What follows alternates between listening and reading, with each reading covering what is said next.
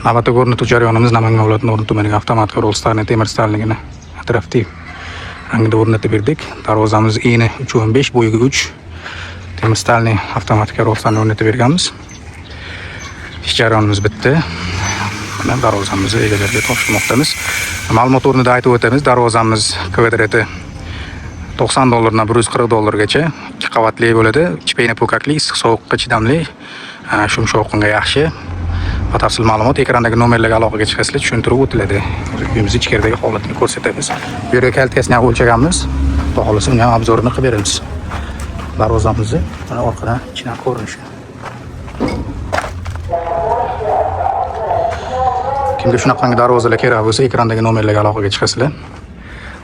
Katta radio blok, svet bo'lmagan rushnoq holati, komplektimizda ikkita oxirgi paketlanidagi pulti.